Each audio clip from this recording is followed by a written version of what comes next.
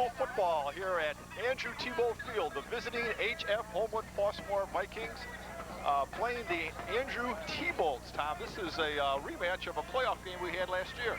Well, that was a great game last year. Andrew came off and they were 8-1 coming out of the Sickle West at the time, and they gave HF all they could handle. And of course, this is a new year. We got a lot of new players on either side. Andrew's option offense is gone. It's been replaced by a lot of new people. A few remaining offensive linemen. They had a tough game last week against Rich South, who they handled pretty easily last year. And HF is coming off a 44-0 win over Whitney Young of the Chicago Public League. We're having the introduction of the starting lineups for the HF Vikings right now. We tried to pick up some of those players for you. Well, it's kind of hard to pick up. Let me just go through what I have. A coach's comment here from John Wren. He's the coach of the Sick East visiting HF Flossmoor, Homewood Flossmoor Vikings. This is his comment. This is as good a team as I've ever seen since I've been here, and that's saying a lot when you think about Homewood Flossmoor. We're bigger than ever and faster on defense. We have some really skilled big kids. And of course, you beat Whitney Young. Whitney Young is no Andrew, but they beat him 44-0, so that says something. Andrew, I think, offense probably sputtered a little bit. I think Coach Mike O'Neill would like to see him take off a little bit more last week against Rich South, but it was a well-played game. Well, it's always hard to get a reading when you play a Chicago Public League team. They just reduced their budgets in the Chicago Public League from $6,000 to $700, I think. Did you see the paper today where the guys are going to have to start switching helmets? Right. As they come off the field? It's a sad situation, and it's not a good situation, really. You know, we can sit out here in the suburbs, and we have our Homewood Flossmoors and our Andrews, and we have our beautiful fields like this Andrew facility, and they have an equally beautiful facility over in Homewood Flossmoor. The Chicago Public League is really hit bottom, and they're going to have to do something to come out of it. They just don't have the coaching in there. They sure have the athletes, because if you look at Division I rosters, you'll see a lot of Chicago Public League players on there. They're introducing the Andrew offensive line right now. Tony O'Dad just being introduced to center. Mark Zofke being introduced. We had a letter from a nice letter from the fans asking if we would please mention the offensive line a little bit more, and we're going to try to do that tonight. Which is unusual, because I think you and I, as a rule, we try to highlight the offensive line. But last week was a funny game, and we apologize for it if we didn't mention the offensive line, because no team really dominated at any point of that game. Andrew seemed to control the tempo of the game, but there were no times where you thought, well, this offensive line or defensive line was dominating the game. And we're sorry if we didn't, because the offensive line and defensive lines, we think, are the key to football. Oh yeah, but that's our standard line. If you have a good offensive line, that's what did it for Andrew last year, and I'm sure this is what Mike O'Neill has spent his hopes on this year. So like Tom said, we apologize for that, and we hope we could keep you a little bit better informed on what's happening on that offensive line. Here's the quarterback, J.R. White, being introduced. And here's the rest of the Andrew T-Bolts. I'd say both teams are pretty sky high for this game, Tom. Well, I tell you look at the number of people out there for Andrew, just on the field. It's amazing the numbers that they get out here. Andrew, which was a moribund program for a few years when they first started out, Coach Mike O'Neill has just brought this around. And I think outside of all of that, you have to give credit to a guy that we know pretty well and has been on our show on Jones Intercable a number of times, Frank Ganser. Frank thought that the key to a successful program at any level is to have successful athletes and to get them all involved, because there are a lot of kids in high school that if they are involved, they'll do well. Yeah, well, I think when Andrew first opened, he had a lot of good athletes that just wouldn't even come out for the team. Right. And then once they had some success, and this certainly is a successful program. Look at poor Argo. What do they get, about 20, 21 kids out a year or something like that? They barely have enough for 2 teams. Well, it looks like we've got Andrew is going to kick off. Yeah, you look at the numbers situation. Look at that sideline, NHF sideline here. Kicking off for Andrew, it's going to be 99 Dan Rippinger. He did the kicking last year. He kicked off, and then Tony Varelli had a goal the other day in the the winning goal in the Bolingbrook game, 1-0. Right. It's like reading Gil Thorpe. You have your soccer players kicked into the football team, right? Gil Thorpe, a very realistic comic strip found in the Chicago Tribune. Dan Rippinger with his hand held high. A high over in kick. taking it about the 7.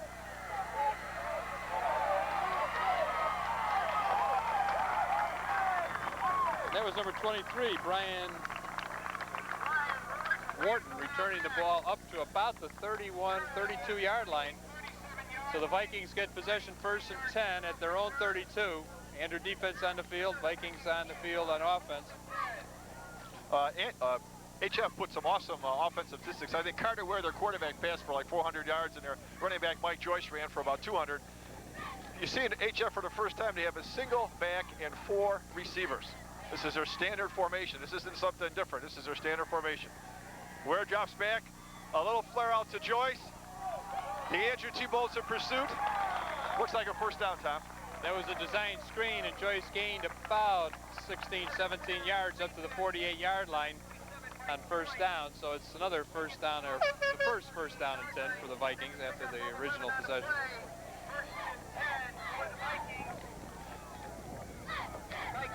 Okay, let's try to pick up some. We got Jeff Petrick over on our side over here, picking up Shannon Santiago, Dan Girk, Rob the Wizard of Paz in there at the nose guard.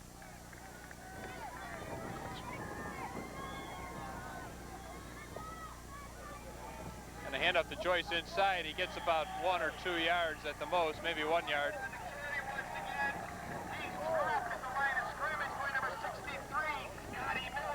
Scott Miller on the stop.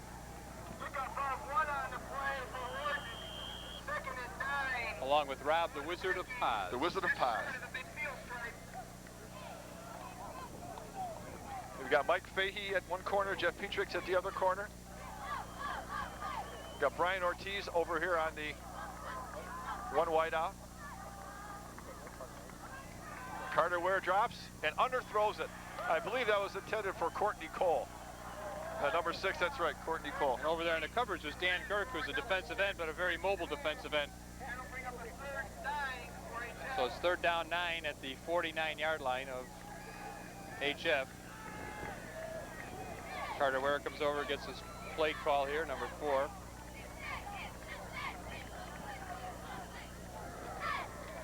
The officials dressed appropriately this evening. It's a warm evening. It's they can't look like soccer referees, Tom. Right. Oh, we're having some. They speak English. Okay. Yeah. 3 wideouts to the left now of Carter Ware. One receiver out to the right. Carter Ware drops. He looks at the receiver going on the right side. Stacy Smith caught the ball at about the 25-yard line down to the 23-yard line. Now Stacy Smith, as they say, is heir apparent to a receiver they had last year named Dwayne Lyle. Dwayne Lyle, we saw him here in the playoffs, and he looked awful good. That's where HF put 3 people out to the left, and Stacy Smith went down the right side, and he just ran a straight fly pattern, and Ware read him perfectly.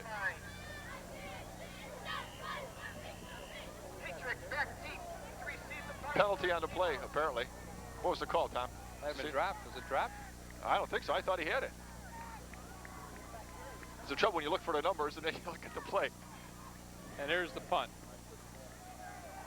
And over Not a a very punt, good Petrick punt. waving everybody away.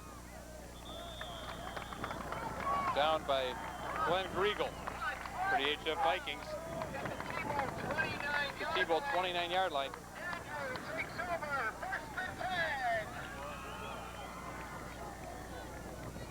I don't know. Apparently, what happened, if you're watching at home, you're wondering why we're confused. It looked like Smith had it, and apparently he dropped it. They called it as a drop ball, but we thought he had it all the way. So J.R. White brings the Andrew T-Bolts up to the line, and we have Mike Lavin slotted to the right. Single running back.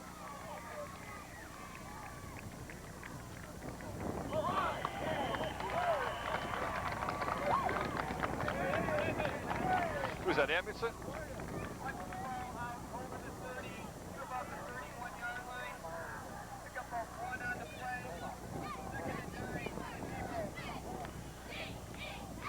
We're going to try to spot the offensive lineman. See if we can spot. We see Tony Odette is the center. We've got Big Mike Glavin, I should say, over here on this side. It's a split in. Zilowitz goes in motion. White on a pitch to Zilowitz. John tries to turn that corner. There's your option. Eddie Ramos, who we talked about last year a number of times, was over there on the stop, along with Nick Johnson for the HF Vikings. So it's third down and about 7 for the T-Bolts at their own 32-yard line. That's where they faked Edmondson into the line, tried to draw the HF defenders in, and then did a pitch out to the right. I think he was following Mark Zofke, number 60, out there on the right. I think Zofke was a guard that pulled on that play. So Martin and Martz flanked off to the left side here. White drops back. And he's snowed under by the Vikings defensive line there. Let's pick up some names out there. It looks like JR was going to Jim Martin, and Jim Martin was covered by number 11, Glenn Griegel. And JR, I think, wisely decided not to throw it because I think Griegel would have picked that guy off and gone the distance. And they give Jeff Trask credit for the pressure, but there was a whole bunch of Vikings in there, 4 or 5 Vikings. So now it's a punt for the Andrew Thunderbolts, punting from their own 31, 32-yard line.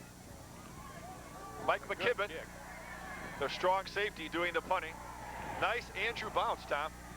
Well, we have a good wind out of the northeast, and as you look at the field, you're looking from the east side, so that wind took that ball a good distance and also got a good bounce out of it. So the Vikings have the ball down where, at the 11, 12-yard line? Looks like somewhere around. We should mention that they were having some technical difficulties here at Jones Cable. We only have one camera working out of the 3 cameras right now. Gerard Grabowser, producer director, and George Carpenter, producer director from Matson. We have only one camera. We have Jack Riendo on the camera, so we're not worried about it. And we're down here. We have Gerard talking right now to George Carpenter. Trying to get the other camera going. So we're just on one main camera. Jay Holly's in the truck. So we apologize for just a one camera coverage. Usually we have a lot better camera coverage for you. Where drops, timing pattern, I'd say. Out to Chris Canalia. Canalia off on the side, taken out of bounds by Mike McKibben, Jeff Petrick, and Ben Kotwika. Ben Kotwika over there also. Ben Kotwika, Mike Fahey came in last week and did some running. Went into the offensive backfield. I think they turned the game around a little bit offensively for the T-Bolts against Ridge South. So it's 2nd and 5, a gain of about 5 on that play up to the 15-yard line. Well, there was some speculation that Mike McKibben would quarterback tonight for the Andrew T-Bolts, but Coach Michael Neal has decided to put him on defense and let J.R. White get the nod. Well, HF concedes nothing to field position. They certainly 4 don't. wideouts at the 10 or at the 15. That's Courtney and they Cole. Send motion. Courtney Cole. And there's a penalty flag thrown on the play. Might be a face mask away from thrown or a hold.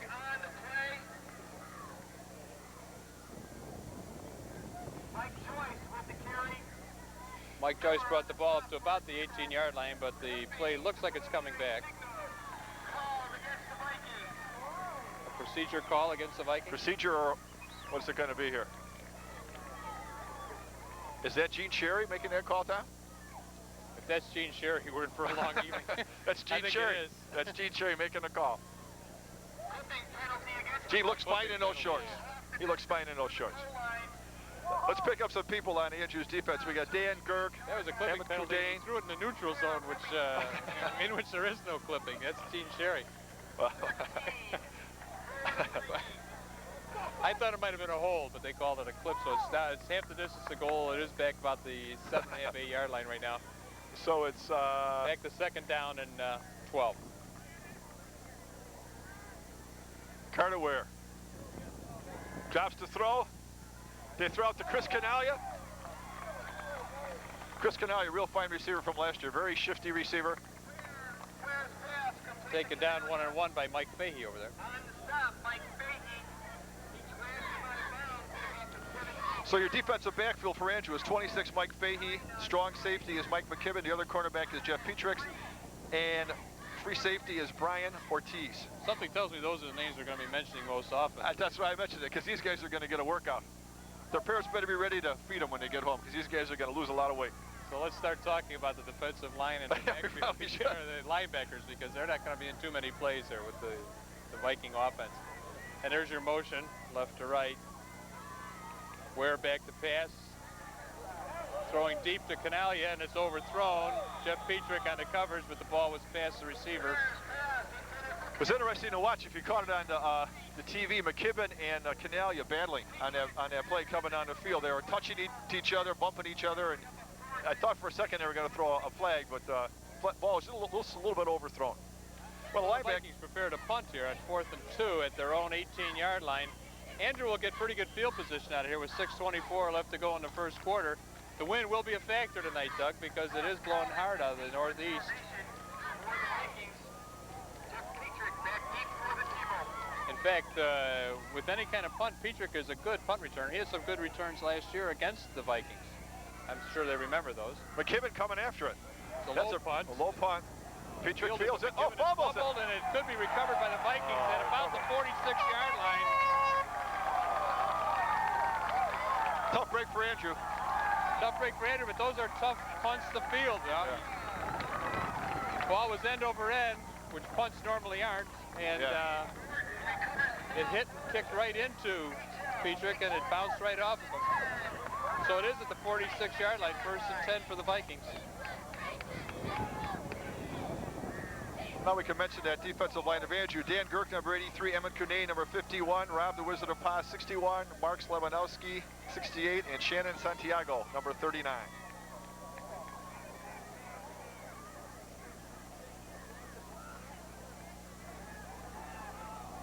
Pass to Canalia, he was on his knees when he caught it for about a 2-yard gain. And linebackers, number 44, Ben Kadwika, and number 63, Scott Miller. And I think that just about does the Andrew defense, although I think we'll see some replacements coming in and out.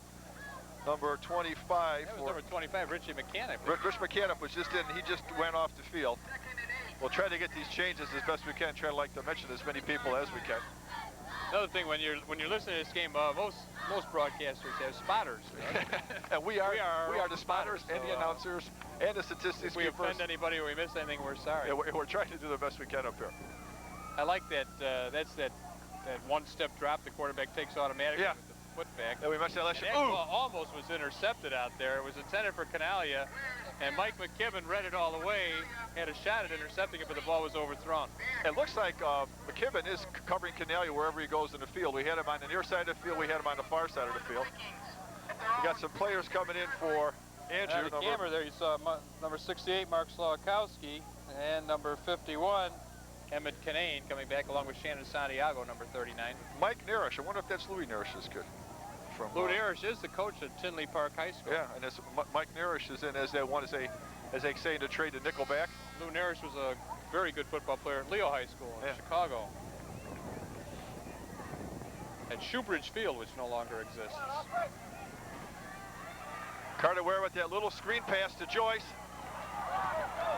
And there's Joyce, but there's going to be a penalty. There was a block from behind right on the play. I was waiting for the flag to be thrown. It was thrown over there. Scott Miller catches Joyce from behind. It's going to be an illegal block on the HF Vikings, and that's the second time that has been called. One difficulty you have with this type of offense, Doug, is the getting the angle on the blocks, and it's shown twice here. Well, you really have to give Rent some credit for trying to run an offense like this. I know Rich Salz went to something like this last year, and they had so many turnovers that they abandoned it after 4 or 5 games and wound up 0-9 for the season. Spot some of the HF offensive linemen. Jim Van Vlyman, number 79, to tackle. Number 70, Brian Marcus. Jason Bell at a guard. Big guys. Marcus is 6'1", 225, and Bell is 6'1", 230. They're kind of the stalwarts of the offensive line.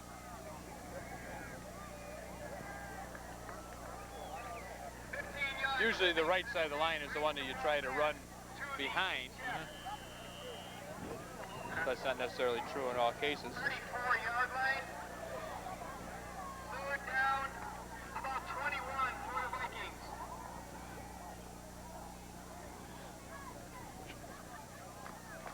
What is it? Yeah, Number 64, Jeff Matthews at a guard. Okay. 3rd and 21 on the 34-yard line. It's a passing situation, but what is it for HF? Trip receivers to the left, and the ball is thrown high and in and out of the hands of the receiver. Good coverage by the T-Bolts over there. Mike Narish just Mike Naris, the receiver went up and Naris just hit him right in the stomach right after he caught it. That's a real pop. I don't think the receiver's going to forget that one for a while. So it's 4th and a ton here, 4th and at least 21. I'd say 22 yards to go, so the Vikings are in another punting situation. The Andrew defense has risen to the occasion again here. A rather slow start to a game. 4:45 to go in the first quarter. I think this is the start that Coach Mike O'Neill would like.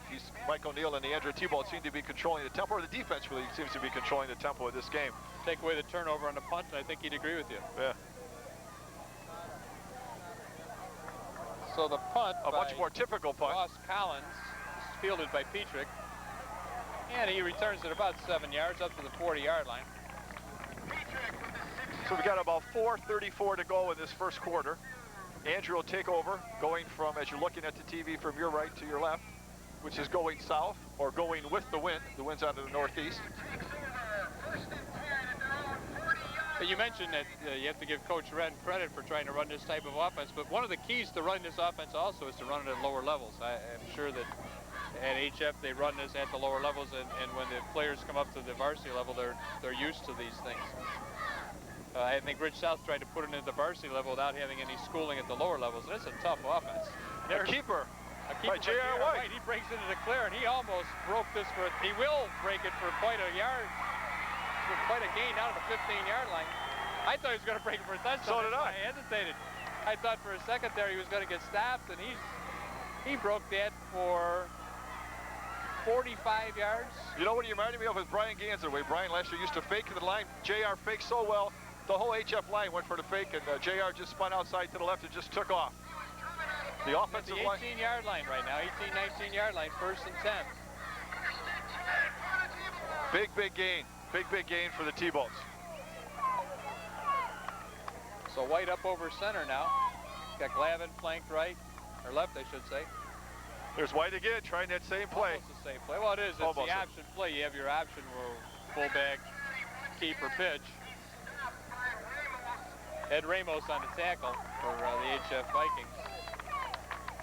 Offensive line, we've got Jeff May, number 74, Mark Zofke, number 60, Tony Odette, number 57, Chuck Baez, number 66, and John Erickson, although in the paper you call him Jake Erickson, number 77. Antonio Odette's a second-year player at the varsity level. He was all-conference last year. Played last year. Yeah, right. Yeah, 2 fine players.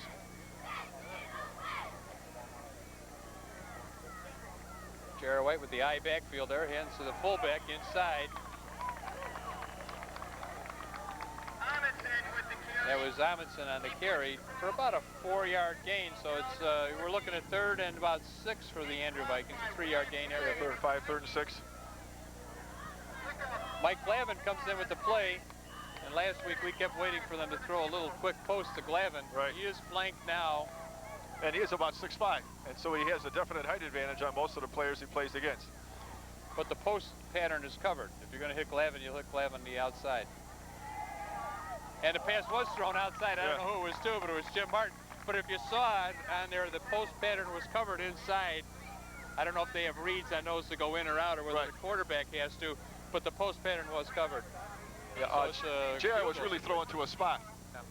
And he was hoping that the receiver would cut, but didn't work out for him. So it's 4th and 5, and let's see who's going to come in and try to kick this one. That's Rippinger, number 99. Yep. So the T-Bolts to attempt a field goal. They missed 2 field goal attempts last week, or they missed a field goal on an extra point attempt, and that's blocked. It's blocked and recovered by Rippinger, I believe, or the holder, one of the 2. And the block, give credit for the block to James Williams, number 8. Looks like the snap was there. The snap was there. It's the field goal is such a tricky play. There are so many things that have to go right for a field goal to work. Everybody takes it for granted when you watch professional football, unless you watch the Bears the last few times. But everybody takes it for granted, and you find out there's the center snap, the holder and all the blocking. The timing, right. So the Vikings 1st and 10 at their own 29-yard line. Courtney Colden. No, not Courtney Colden motion. Who's number 5 on that was HF? Joyce with the carry. And that was David Beaver in motion, number 5. David Beaver in motion. Okay. Another receiver. One thing you talk about, you hear us talk about a lot, I guess, as we said, would be the wide receivers of HF and the defensive backs of Andrew. Well, Carter Ware gets his play again. They have an interesting pattern. Carter Ware comes all the way over to the sideline and goes out to the huddle to give the play in. So we get a little bit more time between plays than we did in other games. There's a minute 44 left in the first quarter here with the Vikings at their own 30-yard line, 2nd and 9. Carter Ware's pass is tipped by number 68. That's Mark Slawakowski. Got a big right paw up there and knocked that baby down. I give credit to Mark for a good play. It's 3rd down and 9 yards to go. Vikings have a little trouble getting started here. And also with all the incomplete passes, this is a long first quarter. Yeah, with the last week's game, Rich South versus Andrew, that game was boom, boom, boom, boom, boom. We hardly had any time to say anything.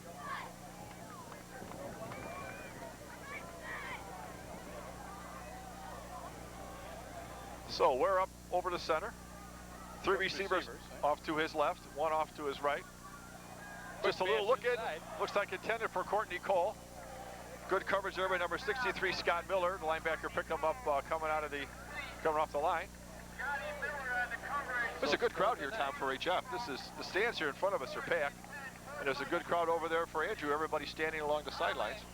We have earphones on, which we didn't have last week. It's a quiet crowd, it seems, doesn't it?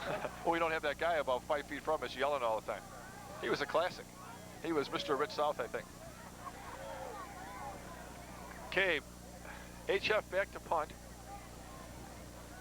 Once again, Jeff Petrick down as a single safety. McKibben's coming. It's a running start, but it's another line drive. Get away from it, Jeff. Oh, he handled this one on a high bounce. But there, I didn't see a blocker in front of him. No, I didn't. Our white and red jerseys up in front of him. Kind of like the Canadian Football League. Was there no blocking on the punts up there? There was nobody back there for him. Maybe they would get a rouge. A rouge, yeah. A rouge. What point did you put in the end zone up there? I still like the Australian football with the guy with the hat on. It just kind of snaps his hands and points with both hands at the same time. A little derby. Andrew is a much crisper offense if you just count just getting up to the ball and running the play.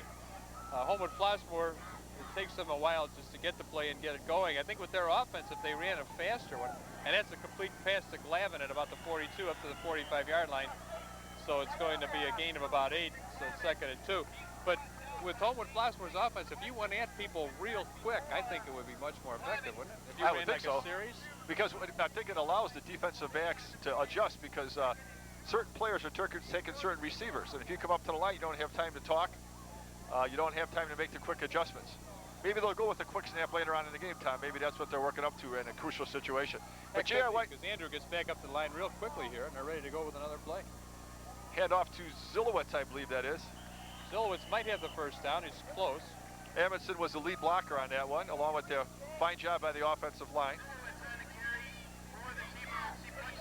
And they give him first down here. Gene Sherry eyeballs the call there and says, give it to him. We got about 19 seconds to go in the first quarter. Still no score in the game, if you're just tuning in. Will Andrew get off one more play? This is the time to throw long. This is Friday the 13th, part 1. Jones Intercable TV exclusive. T-Bolts have the win with them for the last time for another 12 minutes of football. And it's an inside handoff. Looks like Amundsen. There's the end of the quarter. So the ball is over midfield, down to about the HF 49-yard line as the quarter changes, so there's not far to walk.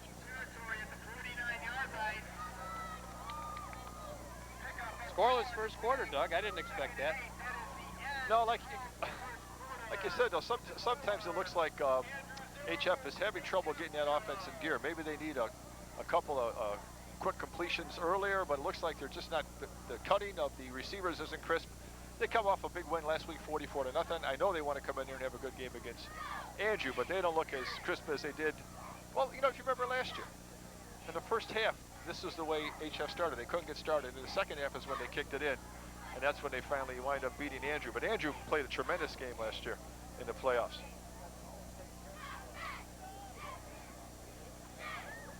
Well, HF is a premier program in the south suburbs. In fact, the whole SICA East is loaded with premier programs. You had the state champions out of that, the state 6A champions, Thornton out of that conference. That's what just Wood that won Tom, you baseball don't want to out of that mention the word Thornton around a Homewood Flossmoor football fan. No, I guess not. No. But the fact is that that just attests to the power of that conference. Right. In not only football but baseball, because as I said, Thornwood won their won the state this year. They beat Andrew right on the field immediately behind us here, 2-1. Cliff Floyd hit the bejeebers out of a ball. Right, Cliff Floyd's double was the key hit in that game. Little timing pass. Ball's out of bounds with the play is being called back for some reason. Jim Martin would have been out of bounds on that play had he been able to catch it. But that's just where JR floats it out there and White goes up for it and tries to grab it.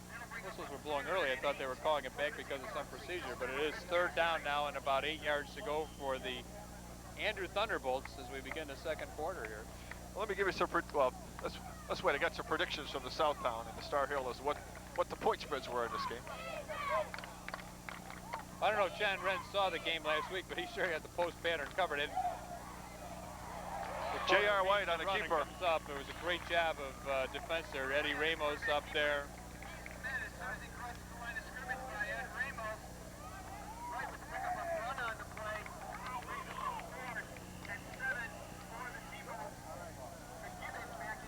Mike McKibben back to Frank punt. Stankovic out there, number 55 for the HF Vikings. 10 men on the line to rush the kicker here. Good snap. McKibben with a nice punt. Fair catch signal 4 by Homewood Flossmoor. And he had no red and white jerseys around him either, Tom. No. Well, he rushed 10 men. There's not going to be too many people. guys back. It was Glenn Griegel. Well, they're changing it. These are the predictions. Tony Baranek favored HF by 10. These are from Southtown Economist. Mike Deacon favored HF by 14. Phil Arvey favored HF by 14. Larry Hartnett favored Andrew by 1. Jack Danilowitz, HF by 8.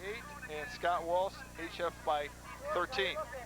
So the consensus of these guys is that HF is going to win this game, but so far Andrew has played very, very well. Well, HF is at their own 16-yard line, 1st and 10 here with Carter Ware at quarterback. Inside hand up to Joyce, who slips and he's hit. They haven't really won Joyce that much, Tom. They've mostly thrown. They haven't. That's but one of the few times they've run Joyce into the line like that. Mark Slakowski over there. Joyce on the carry for the Vikings. He was hit by number 61, Robbie Paz. And Rob Paz. Rob, the Wizard of Paz. So it's 2nd and 9 for the Vikings. They split their receivers. Double flankers both sides. Once again, Joyce. Joyce are gaining about 3 yards, Doug? Maybe it's 3rd and 5 now? Maybe John Wren is going to try to establish some sort of a running game here before he goes to the passing game. Maybe try to pull the linebackers in a little bit. 3rd and more like 3 or 4 for the Vikings now. They're up to about their own 22-yard line. They have to go to the 26, so call it 3rd and 4.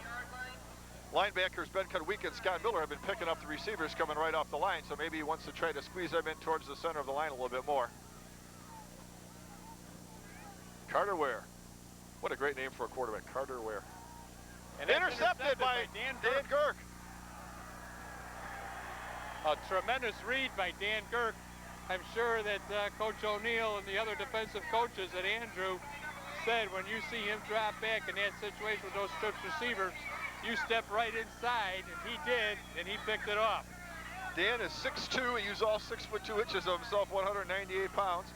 He's a senior. That's similar to the interception we saw Revis make at Sandburg last year. Remember when he just stayed home, just stood up and Gale threw the ball to the Iceman, and that was it. It was a ball game. Revis won it. So it's at the 16-yard line of HF. Andrews in business here. Martin flanked right. There's a delay on the field for some reason. They said it was an equipment repair. It's officials' timeout. Somebody in HF has got a helmet problem, I believe.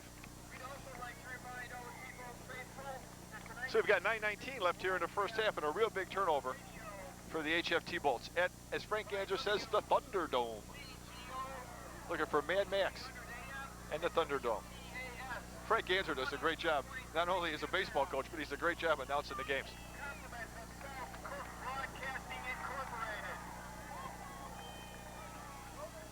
All right, here come the Andrew T-Bolts.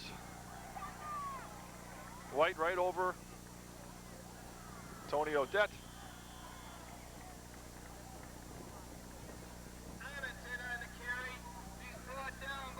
So Jeff Amundsen carried for a couple of yards there, maybe 3, down to about the 12, 13-yard line. Call him 2-yard gain. I kind of expected Coach Mike O'Neill to go to the bone, the wishbone. I think you'll see it here. No, you don't. No. He went to it very successfully against Ritz South last Friday night, and then went out of it for one play to throw that touchdown pass. White, oh! That was intended for number 80, Doug. Dan Stell. Dan Stell, he's a tight end. That pass was wide open there. For who? I don't think he said Snell. I don't think Frank Ganser said Snell. We're having trouble picking up the numbers up here. That was number 80, wasn't it? That's what I thought. But it sounded like you said a different name. We apologize if we got the wrong name. Wearing a different number here. Yeah, I don't know. Okay, JR. Rolls right, he's pursued.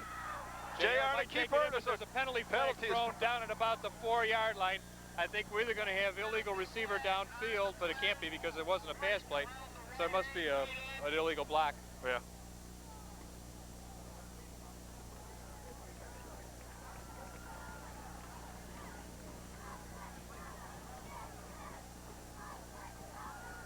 Now let's see what our play call here, our penalty call here. A holding and the Vikings defensive holding. So a big call here. I think Andrew will take the play, Doug. I would think so. I don't think so. I called one of the HF fans. Down to the 1-yard line. We don't have it. One of the HF fans just wanted to see what does the replay look like, so we don't have that capability. We can replay it back in the studio, but we don't have it now. So what a key play. It's first down and 1 here, Doug, and 8:06 to go in the big call. Second quarter here. A big call. J.R. White. There is the bone. There is the bone. There's your wishbone. Or your T formation. Zilowitz, I believe. Touchdown. Big surge by the offensive line there.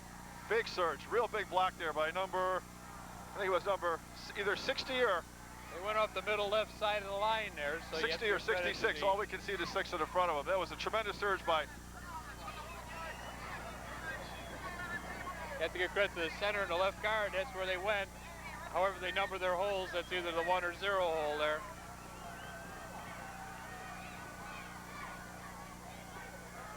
And we have number 84 snapping the ball, Doug.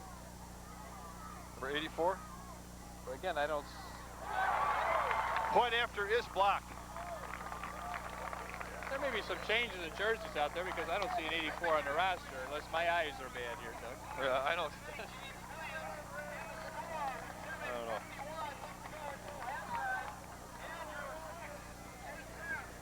Well, it's 6-0, and I'm sure Coach Mike O'Neill will take that.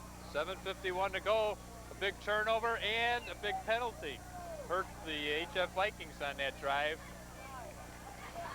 You know, Doug, when we do these games, we have to remember these are high school players. These are a lot of young men that just like to play the game. I mentioned that last week when we were doing the Rich South game. A little technical difficulties over here, right? Yeah, I think so, yeah. George Carpentier, assistant executive producer, has now brought another camera up. Gerard Grabowski behind us on top of the truck. Jack Riendo as our cameraman. Jay Holly in the truck. But again, these are high school young men, and they like to play the game. In terms of playing football beyond high school, how many players do? I mean, the progression in football is very tough. It's the old pyramid effect, they call it. Yeah, as you move up, you're not going to... But I think every one of these guys will probably remember one game this year. It may very well be the Andrew HF game. Andrew getting set to kick off. Big Bull is on the T-Bowl side.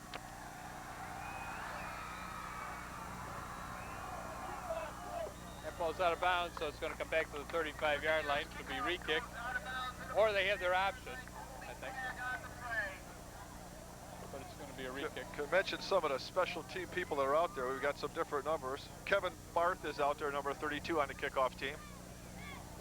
Okay, so we don't have spotters, so we're going to try to get as many of these guys out here as we can. Rich McCann is out there, number 25. Kevin Barth, number 32. Did you mention him? I mentioned him, 47. Mike Narish is out there on that team.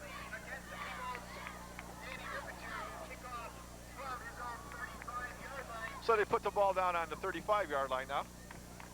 And we have the band rehearsing for halftime over here. There's 7:51 to go in the first half here. And the T-Bolts are kicking off after their first touchdown of the game, 6-0. They matched their score of Rich South, 6 points already. Right, and you have to give credit to Dan Girk. Big play, Dan Girk, play of the game. Also, so far. J.R. White with a big carry down to the 1-yard line. Not to mention the offensive line on that surge at the goal line. Taking it about the 10-yard line. Mike Joyce carries it back to about the 30-yard line. Well, there's some big popping going on out there on that field, Tom, on those kickoffs. These guys are really hitting. A lot of these players that come out on the kickoffs, that's their only chance to get in the game.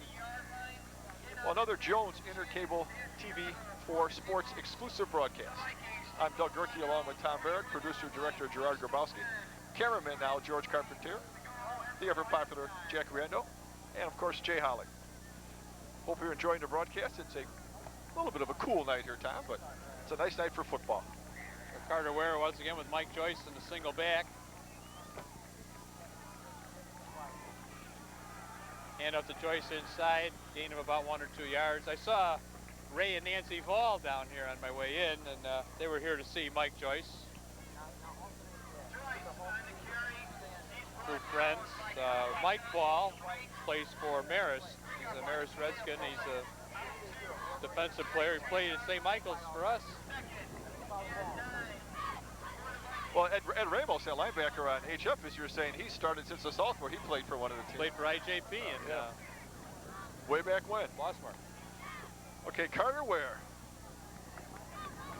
3 receivers out to your side of the field, closest to you, closest to us here. Ware fades, it's knocked down by Girk. Dan Girk. Dan Girk having a great game in there. If you have a player of the game, he's got a couple of bat downs, plus the interception, plus another key tackle on a play. Well, like I said, he uses that 6'2" height to his advantage. As soon as Ware wanted to throw, he got those big mitts up there and knocked that ball down. That's a big play. That really makes the defensive line feel good. Yeah, it is unusual. Ware comes all the way over. You think they'd have hand signals, you know, that he could see from the huddle. They have something like that. Maybe there's a problem. Okay, we now have picked those up. Assistant executive producer George Carpenter has now told us we're now operating with 2 cameras. We had 1 camera there for quite a while. We've been having some technical difficulties, so we're rolling with 2 now. I hope you're enjoying a couple different shots. Once again, you have your trips off here to the left side as you face it. Ware back to pass, and he's being pressured. And there's looks like a holding call on the Vikings. Penalty thrown in the area where it would be a hold. The Vikings having a lot of trouble getting started here. Yeah. But again, with this type of offense, it doesn't take long. Once you get on a roll, right, you can put some points up real quickly. I remember last year they were stuttering, and then they did a stop and go. A little pump fake, and the guy went long, and that was about a 30-yard gain, and that just opened up Homewood Flossmoor's offense. It's like an offense waiting to explode. So the T-Bolts declined a penalty here as the... So it's 4th and 9. They take the loss on the play, and it's 4th down and about 16, so it's another punting situation for the HF Vikings. They're on their own 24-yard line. At the 24, so Petrick is back in single safety. Who's the punter for HF? Number 7, I think, Tom. Yeah, Ross Collins is the punter. And he, again, hits it low. End over end, it bounces to the 50, inside the 50, get away from it if you're Andrew. Yeah. And it's down there by number 55, Joel Zuestro. Well, that was the same type of punt that had given Jeff the trouble before, that line drive punt that rolled funny on him. What was that, Doug? I said that was the same type of punt that had given Jeff trouble the one that he fumbled. It was kind of a line drive punt right at him. Jeff quickly got out of the way at that one as it came towards him. So it's at the 46-yard line. Andrew, first and 10.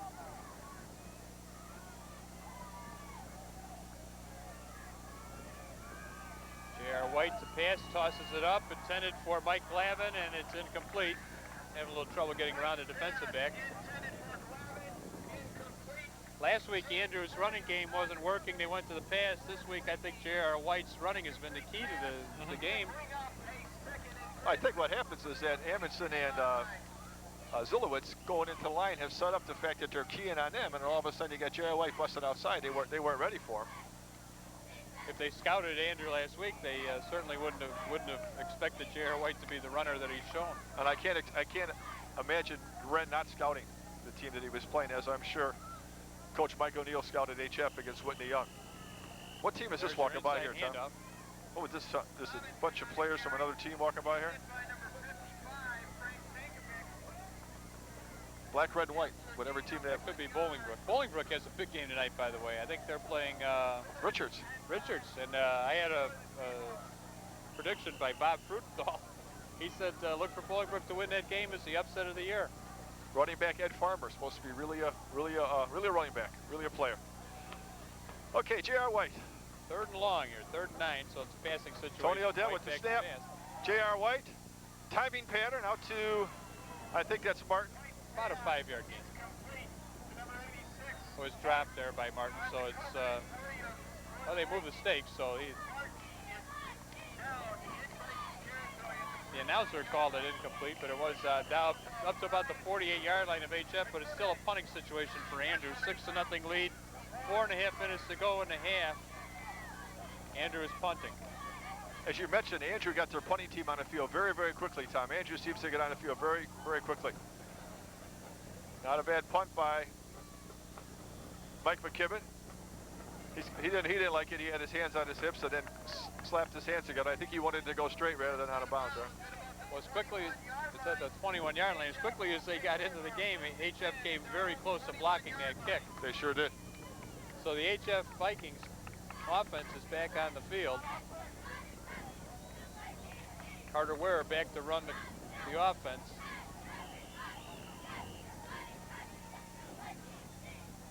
First and 10 at the 21. 4:18 to go in the half. Vikings trail 6-0 at this point.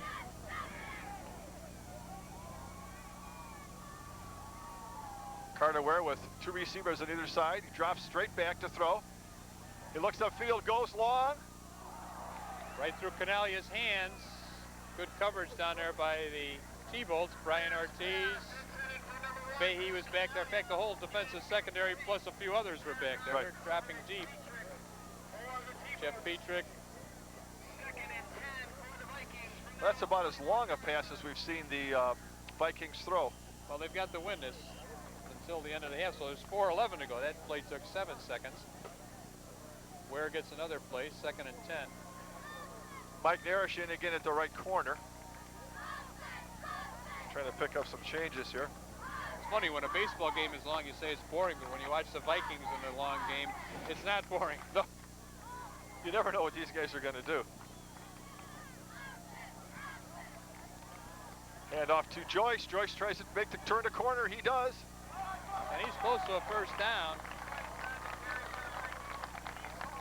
Depends upon where he went out of bounds on the far side there. Mike Joyce. Looks like about the 37, 38. And they're moving the stakes, so it is a 32-yard line. First down. Gene Sherry comes over and says, move those stakes, fellas. The sound of the men working on the chain gang. We won't go to our... We won't mention Sam Cook. Sam Cook or Otis Redding or Johnny Cash or Midnight Train to Coming or all that other stuff we talked about. Maybe the Four Seasons said Sherry Sherry. Yeah, Sherry baby. Sherry baby. Carter Ware drops the throw, gets real good protection. Intended for Smith. Stacy Smith. Good reception at about the 35-yard line down to the 32. Good coverage on the play, Doug. Just that ball was throwing right in his right there. That was a perfect throw.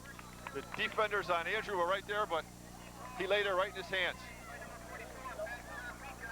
So as soon as we say that the HF offense is sputtering, they got about a 30-yard gain. They're at the 32-yard line right now. First down 10. 3:39 to go in the half. 6-0 Andrew at this point. Explosive offense, maybe prone to some turnovers, but also very explosive. Ware throws again out to Canalia, I believe. Gene Sherry on the call, incomplete. And there's a Canalia. We're going to have an unsportsmanlike conduct call. Canalia. Gene Sherry throws that flag. Canalia thought he had it when Gene Sherry said he didn't. Canalia threw the ball about 10 yards away. That was not a smart play by Chris Canalia. I wonder if they've ever had Gene ref one of their games. Yeah, one of the HF fans just asked us if he thought he caught. I think he did catch it. It looked like a catch to us, but we don't have the best angle up here. The ref is right down there. But that's Canalia's got it. He's a senior. He's as they say, a wily veteran. He should keep his cool if you're an HF player. We've never been upset with Gene Sherry's calls in softball. What you have to learn is which referees you can say things to Right. and which referees you can't. And unfortunately, this is one that you can't. Right. So it's a 15-yard penalty here. How long have we known Gene? About 20, 25 years. I remember Gene doing umpiring softball games over at Mount Greenwood Park 25 years ago. Yeah. So we like to kid him a lot. He talked to you all the time, but you couldn't question what he did. Yeah. So we got 3:27 left here. A big penalty against HF. It's 2nd and 24. I say it's kind of humorous when you say it's a passing, possibly a passing. Every situation is a passing situation for HF. Well, the Vikings need another long gainer here. 2nd and 25. If they maybe go to a draw here. There it is. You called it, Doug. Mike Joyce on a draw for about 10 yards down to the 37-yard line. Well, you got 4 wideouts and you got a nice running back like Joyce. I guess you can throw that in every once in a while. First draw they've run all game. 3:11 to go in the half.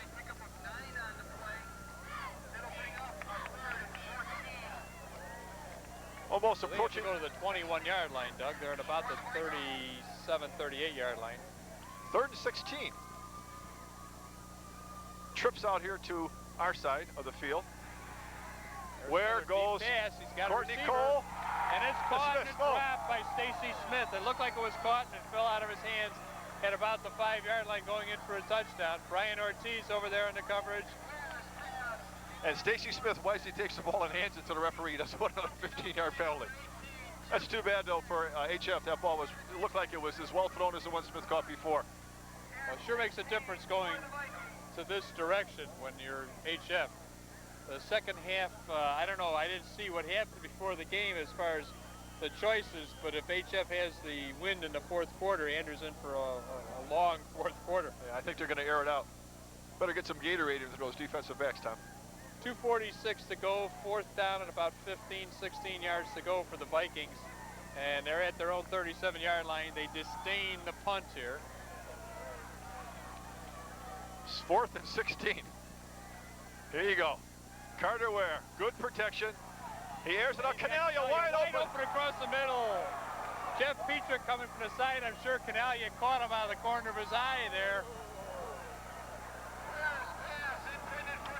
Well, that was right there again. Carter Ware threw it right there. That's one of those passes, Tom, that if you're a Canalia, you'll lay awake at night and wake up about 5 times. Imagine that ball into your hands, and every night in your dream you'll drop it again. That's too bad for HF. That was right there. He was wide open. Petrick, like you said, was the only one. He may have caught him coming out of the corner of his eye because he had got popped a couple of times on close plays like that. Well, if you're an Andrew T-Ball fan, you are delighted. 2:39 to go, and nobody needs consolation more than Chris Canalia right now. Now that's there, Jeff Maybeck there on the offensive line. Not that we want to mention the offensive line at this time, but again, you got to give Andrew's offensive line the credit right now for scoring that touchdown. Okay. Okay, we're back. You might not have heard any of us, which probably doesn't make you feel too bad. But go ahead, Doug. Yeah, we apologize for the inconvenience. The generator went out on us here, so we missed a couple of plays. In the meantime, Andrew had established a first down, and now Andrew has just gotten a holding call and are back to their 32-yard line with 2nd and 10. There's about 1:23 to go. The score has not changed while we're out 6-0. As we said, I don't know if you heard us say before, this is Friday the 13th. And we said there is a guy with a hockey mask and a chainsaw, and he's down there chopping up people. We don't know what's going on down there. But well, for a while, Andrew had good field position up around midfield. Now they're back at their 30. I'd expect them to run the clock out and try to get out of this half with their 6-0 lead. Zillowitz. There's a fumble, but it might have been after the ball was down. I think the referees are calling it after the ball was down. We're down to a minute to go in the half. Homewood Flossmoor fans here want a timeout to stop the clock. It's 3rd and 23. 48 seconds. HF's letting the clock run out. Fans wondering what's happening. There's 43 seconds to go as the T-Bolts are back in the huddle. Well, it's about 33 seconds left. 3rd and 19. Now they have it up on the clock. Still 6-0. Oh, this is great. I wish we were on.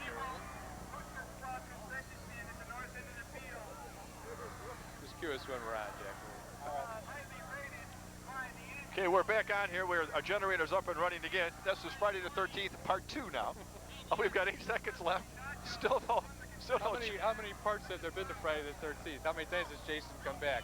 Well, I tell you, if the generator keeps going out, we may match him.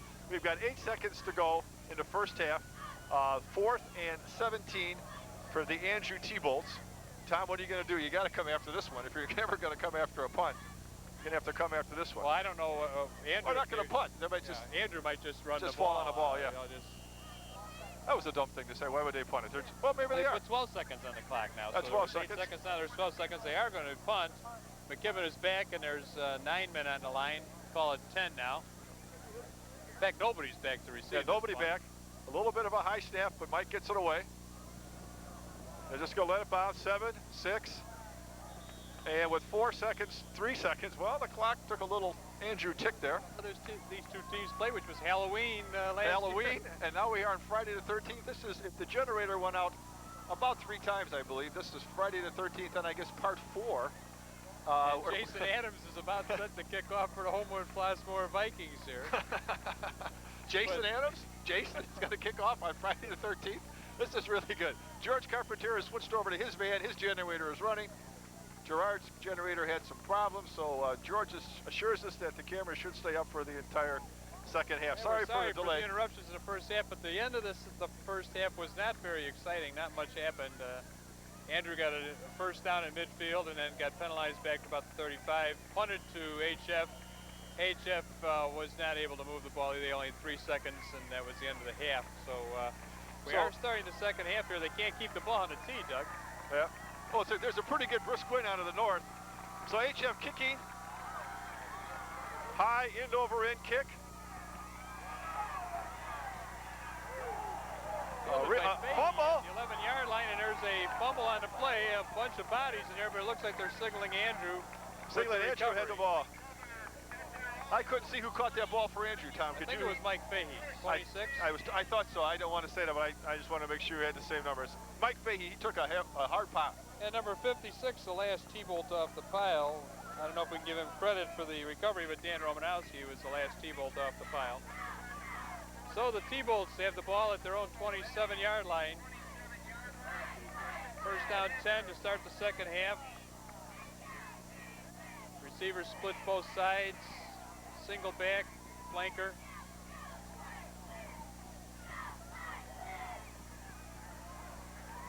White tosses high to Glavin, and it's tipped away. Good defensive play over there.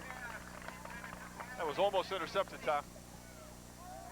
Well, Mike O'Neill is established in his offense with those passes tonight. Well, James Williams on the defensive coverage there, number 8 for the Vikings, made a nice play, but last week those plays worked well. I'm sure HF scouted them and knows that they like to go to Glavin on that quick pass. So it's 2nd and 10. Martin and Martz, the M&M boys out here to the right. JR with a pitch out to Zillowitz. He fumbles it briefly. Kind of, I shouldn't say fumble it, he bobbled it in the air. Well, it was a high pitch. White got his read. The end came down and White pitched off. And it was a little bit high, but it was handled. So it was about a 5-yard gain, so it's 3rd and 5. you heard of defensive stops, if Mike O'Neill sees that, that's a heart stop, just for a second for Coach O'Neill. So it's 3rd and 6, 11:24 to go here in the third period. Jones Cable TV Sports exclusive broadcast, high school football on Friday the 13th. As Nick Johnson comes over here to cover the wide receiver to the right. J.R. White drives the pass, throws up field. The running back, John Silowitz. That's about the first time they throw to a back out of the backfield. That may be the first pass caught by a back by Andrew this year. Yeah, I was just thinking, that's the first time they've thrown. Their receivers have been almost exclusively Martin and Glavin, and occasionally Martz would come in. And that's a first down at the HF 49-yard line for the Thunderbolts of Andrew High School. Well, that's a new wrinkle in the offense Coach Mike O'Neill has thrown in now against HF, throwing to one of his backs. Right in front of us here on the 50-yard line, looking right down the line. Amundsen straight up the middle. And there's your first read off that option by J.R. White. So it's about a 3 or 4 yard gain. Major league blocking, major league popping going on there by Jeff May, number 74, Mark Zoffi, number 60, Tony Odette, the center, 57 all-conference last year. Chuck Baez, number 66, and John Erickson, number 77. Andrew Thibault, lineman, going against a very large and quick HF defensive line. J.R. White, looks like there was a missed handoff there. Looks like he was going to Amundsen, and Amundsen went by on his left, and he turned, looked at his right. HF thought they had stripped the ball. So the HF defense sky high as it's 3rd and 8. Who's number 74 on HF, Tom? Number 74, Aaron Phillips. Yeah, Aaron Phillips, 6'3", 235 pound. That's one big dude. Outside linebackers are Jason Adams and Jason Wallerstead and Ed Ramos. Their linebackers are very, very, very, very talented here at HF. Time for your draw when the defense is sky high. Yep. It's going to be a pass. Throws to Glavin. Glavin had not even turned around. Covered by Glenn Griegel. And there is a penalty back at the line of scrimmage. It looks like a hold on Andrew, but it'll probably be declined to set up the 4th down in the punting situation.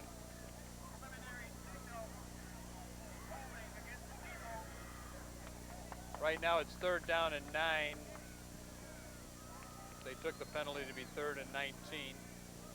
Well, we talked in the first half, during the first half, or I should say at the intermission, about which way HF was going to be going and which way the wind was going to be headed. And HF has the wind here in the 3rd quarter, and it's going to be a little bit easier for them to air it out this quarter. Andrew will have the wind in the 4th quarter. And as I say that, HF accepts the penalty. So it's 3rd down and 19 for the T-Bolts. But Andrew has to kick into the wind if they eventually do, so that's just 10 more yards of field position you have to figure on. HF is gambling they can stop them on this play, keep them at 3rd and 19, 3rd and 20. Andrew from their own 31, 32-yard line. J.R. White drops back, draw play, and it's a loss of about 5 or 6 yards there. Well covered. That was number, what, 65? Number 55 and number 26 in on the play.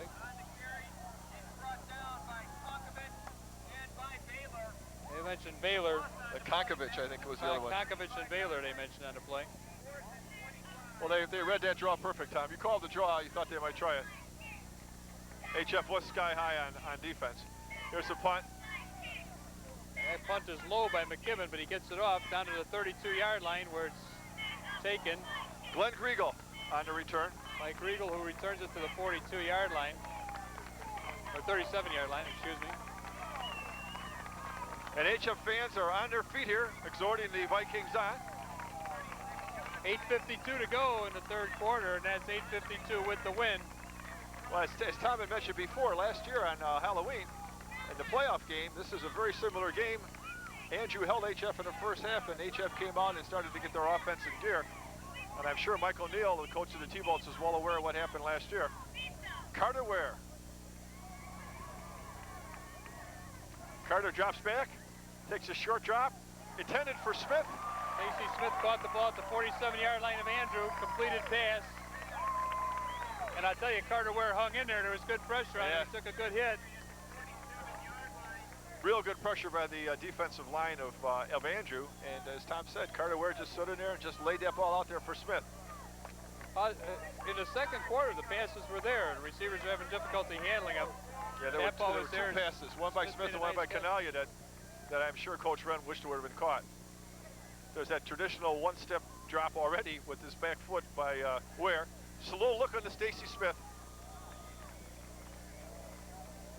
Now that's the pass last year they set up, where then Ware goes back, pump fakes it, and then Smith takes off and just lays it out in front of him.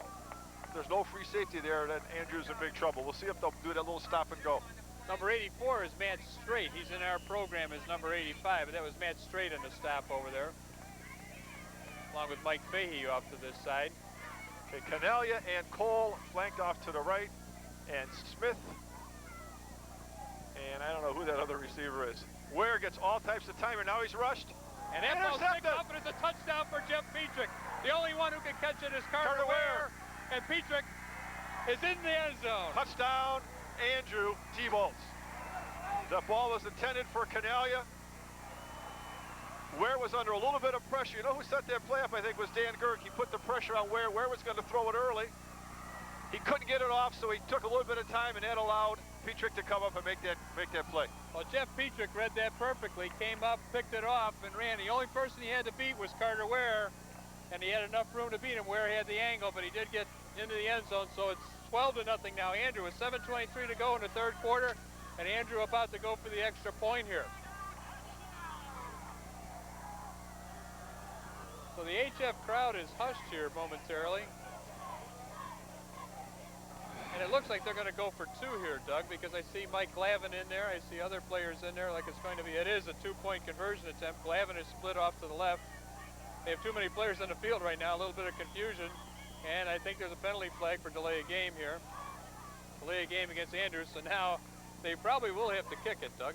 That'll send them back to about the 8-yard line. Coach O'Neill's been having trouble with his kicking game, whether it's the holder or the snaps or the blocking. Something just hasn't been working out for him. And also, you know, it's 12 right now. If he gets 2, he gets 14, and he puts HF if they score. He knows how explosive HF could be. They could come back and score and put some pressure on. Well, you score that quickly on defense. First of all, your point after team isn't really ready. Yeah. And like they would be if you were offensively going downfield. And they did have a little confusion. They had an extra man in the field. They couldn't get him off in the delay of game. No, they're going for it, Tom. They still are going for it from the 8-yard line. How about a look into Glavin on a slant in the end zone? Let's see if they do it. Well, it would be there. But no, he's rolling the other way. It's going to be J.R. White. Oh, he is tossed down by number 47. That's Mike Joyce. 55, too. 55 and 47. 55 Makovich had him by the jersey, just ripped him down. So that another conversion attempt fails for the T-Bolts. But it is 12-0, and I'm sure they're sky high out there. Thanks to Jeff Petrick's interception. 2 interceptions the key right now. In the first half, there was a big interception. And in the second half so far, a big interception by the T-Bolts. I said, I think Girk. Yeah, Dan Girk's interception in the first half was a big one, and now it's Jeff Petrick.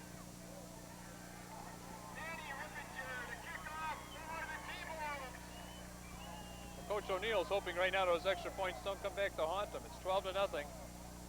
Andrew scored 3 times this year and hasn't made an extra point yet, so I'm sure that's on the agenda as number 1, 2, or 3 for this week for the T-Bolts as the kick goes down to the 11-yard line. It looks like Mike Joyce taking it back up past the 40. Nice run back out to about the 42, 41-yard line. There's a couple other T-Bolts on that kickoff team, let me mention. There's Bob Blomgren was in there, and also Mark McCurry, I should say. Trying to mention as many players as we can we haven't seen in the game before. So here's the Andrew T-Bolts, which is presented, Coach Michael New with 2 presents as interceptions of Carter Ware. It was I still think it was a defensive pressure of Andrew that forced Ware out of the pocket and caused him to not get that ball out there timed as he wanted to, and that allowed Petrick to pick it off. Inside handoff to Joyce. Well, last week one of the big factors in the game was that Rich South, when they did try to pass, never could get anything going because Andrews' defensive pressure by Girk and Shannon Santiago, Rob Paz, people like that, was causing them problems. And it's the same thing tonight. They're getting good defensive pressure. Andrews' defensive line, in fact, Andrews' entire team is very quick. Yeah, we noticed that last week. They're not the biggest team that you'll see out there, but they're very, very quick. You've got Dan Girk, Emmett Cunane, Rob Paz, Mark Slawikowski, Shannon Santiago. You got Kadwika and Scott Miller. Those are the 7 guys in there putting pressure on the and they quarterback. Just brought Mike Narish in there at the corner. A little look into Courtney Cole. Mike Narish comes in what you might call high school nickel coverage, right? Right. Against a team like HF, though, you've got to be nickel coverage every time. Yeah. As we said many times, there's no such thing. All situations are passing situations for these guys. So 3rd and 4 from their own 47, 48-yard line for the Vikings. As Carter Ware comes up with 3 receivers flank right, single receiver flank left. Mike Joyce a single running back. Carter Ware plenty of time. Looking for Smith. No, looking for David Beaver, number 5. It's on the other side of the field. We really can't see that well over there when he's running straight down the field. When he turns, we can pick up his number. Brian Ortiz, free safety on the coverage. And also Jeff Petrick over there. I'm sure these HF receivers are seeing that gold number 18 coming out of the corner of their eyes a lot. Yeah, but like we said before, he really popped them on a couple of plays, and once you get hit a couple of times, your one eye is going to be looking for him. Well, we mentioned Petrick returning punts, that he was a good runner, and you saw that on that interception return. He really took off. Collins, I believe it is, back to punt for the Vikings. Another low kick to Petrick, is fair catch at the 25-yard line. Right on the 25-yard line. Andrew, with 5.5 minutes to go in the 3rd quarter, I guess most sports writers, we went through some of the local sports writers and what they said the point spreads were. Let me go through the other paper. I've got both papers here. We went through the Star Herald.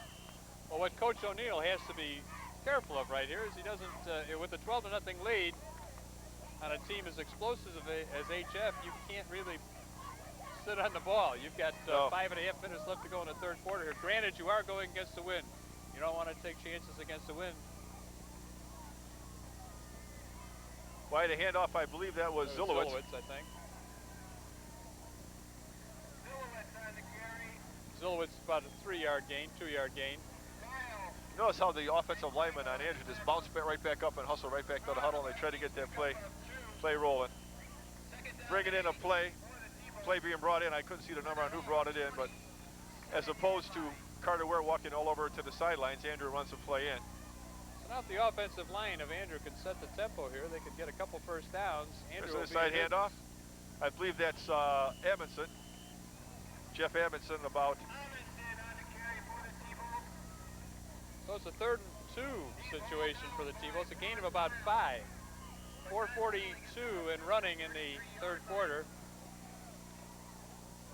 Mike Glavin comes in with the play. Well, Jim Martin goes out. The Star Herald picks scores all the way from HF. They all pitch Homewood Flossmoor, all their writers, anywhere from 26-0 to 31-8. So this is, I guess, a surprising outcome as far as most local sports writers would go. White back to pass. He is sacked. Surprising on 3rd and 2, he goes back to pass. He's dropped for about an 8-yard loss there by the Vikings. 65 on HF. Who's 65 on HF, Tom? Shelby Baylor. That's another great football name, Shelby Baylor. It's like Shannon Santiago and Andrew. 4th and 10, so Mike McKibben, all-conference strong safety and punter for the T-Wolves, is back. 3:47. Whoa, just got it off. Glenn Griegel. HF fans next to us saying, you got to catch that ball. I don't think that would have been a wise decision to catch that ball unless he had fair caught that ball, but I don't think he had a good shot at it. He catches it and somebody pops him. It's a fumble, and the wind stood that punt up a little bit. You're right. Yeah, the wind is blowing fairly strong from the northeast, and which is blowing, if you're looking at the screen, from your right to your left. As we said, HF has to win with the passing for Ware. And Andrew will have that same wind advantage in the fourth quarter for them, but I don't think Andrew's going to be passing a lot in the fourth quarter if they're in the lead. Under 3.5 minutes to go here in the third right now, Doug. So the Vikings have to establish something here. Well, it looks like a little bit confusion on the part of HF, and Carter's going to take it himself. Shows pretty good speed, almost turns the corner. He's hit by Fahey. And number 68. On the quarterback keeper, he's stopped by number 63, Scotty Miller, and number 26. A great dive for him there by Scott Miller, but Mike Fahey did eventually make the hit. 37-yard line pickup. That's a defensive lineman's dream, chasing that quarterback out of the pocket like that. Right. But we can see how if Mike Fahey just stayed at home. He had him boxed in, and the other guys chased him down. And in fact, the other guys kind of ran him right into him. Scotty Miller did his job. He ran him into Mike Fahey. Okay, 2nd and 7 then for the Vikings. Carter Ware. Little flat pass, and there it is again. Mike McKibben. Another touchdown. Same Mike play. McKibben, there's your all-state, all-conference cornerback, safety, defensive back, whatever you want to call him. A tremendous play there. Mike McKibben came up, read the play just like Jeff Petrick, right, Doug? I was just going to say, Tom, it looks like they're running the same play. And it was the same play, and once again, they just, you know, when it seems like when Ware makes that drop where he turns his entire back to the line, it's going to be a flat pass. And when he turned his entire back to the line, McKibben broke. And as he broke, he threw the ball, and he couldn't have thrown it any better. So that makes the score 18-0. Andrew with 2 minutes and 20 seconds to go in the third quarter. And Andrew trying for their first successful conversion of the year. Going for 2 here. Glavin split right, and now we have timeout on the field. Timeout, Andrew. Well, like I was saying, it seems like if you're looking for a defensive read, when Ware drops and turns, and you can see that number 4 all the way across his jersey, and he's looking at the left sideline, it's a flat pass. So McKibben says, I'm going to go for it. And he just took off, and he floated it out there, and McKibben picked it off. Well, I tell you, if we could replay both of those, they were at different spots in the field. Yeah. But they were exactly the same play. Jeff Petrick laid back, sprung out of a trap, and grabbed the ball and ran. And the same thing with Mike McKibben on that play. And I've seen Mike McKibben and Jeff Petrick play for a couple of years now over here at Andrew, and there's a couple of good safeties. Well, Coach Mike O'Neill said he always liked to keep McKibben on the defense rather than offense. He said it's a whole different unit when he's not in there. He's the leader on defense out there.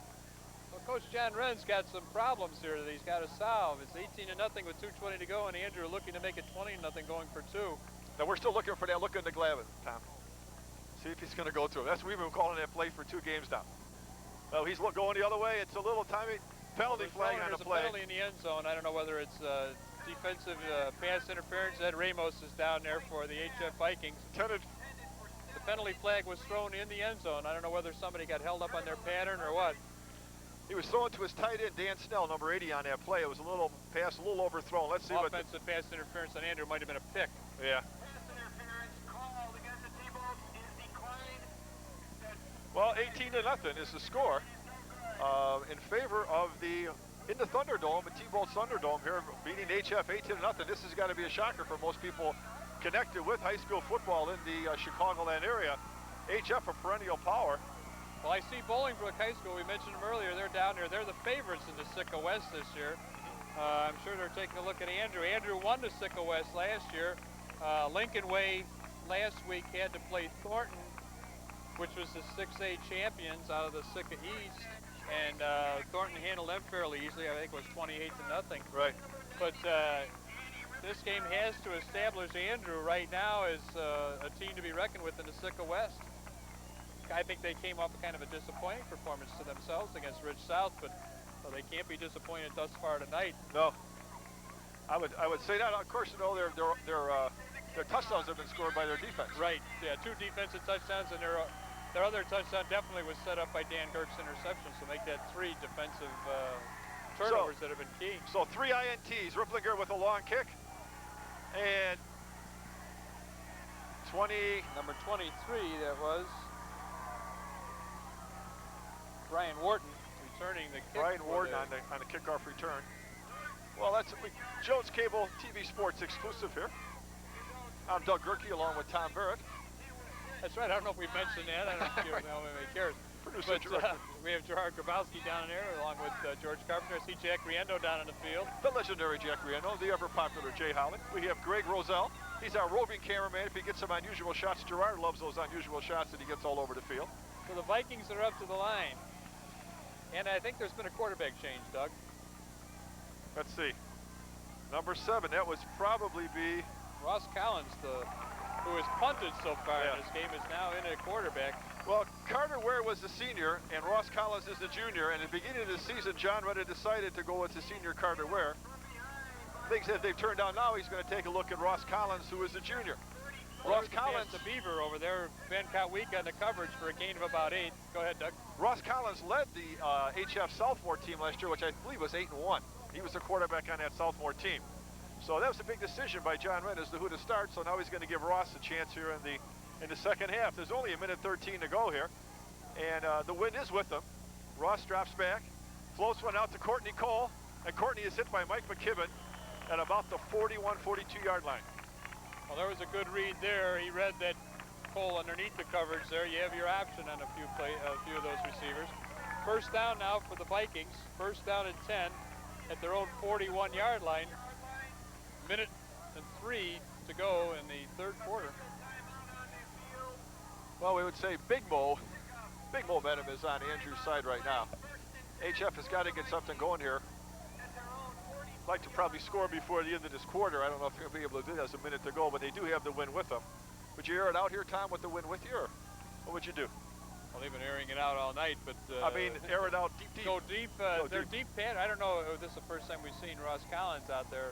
I know Carter Ware threw a couple of deep passes, and one of which was dropped, would have been a touchdown earlier. We'll see what Collins' arm is like, but this is the last time you have that win with you. The draw by Joyce. Nice stop there by number 44, Ben Kotwika. Hit him at about the 49-yard line. So an 8-yard gain makes it 2nd and 2. Well, that's probably a good call there, Tom, because you're looking maybe to throw it long, the wind's with you, and they get a draw play up the middle. Mike Joyce, who had, I think, almost 200 yards. Of course, we said Whitney Young. You don't know what Whitney Young was like. So Ross Collins has the Vikings on the move here with 19 seconds to go in the third quarter. If it's not an incomplete pass, it will be the last play. Beaver in motion. Ross Collins under pressure by Kotwika. Throws it to Mike Joyce. As a safety valve, and Joyce couldn't hang up. That was a good play by Collins. He did dump it off. Right? He was being pressured.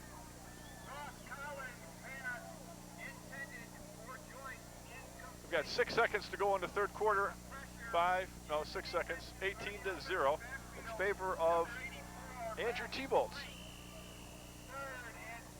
So he was being pressured hard by Matt Straight there, number 84.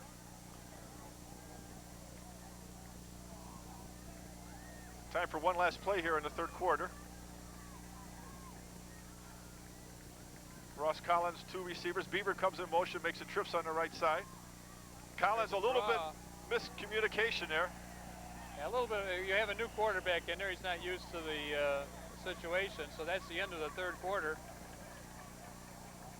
18-0 right now.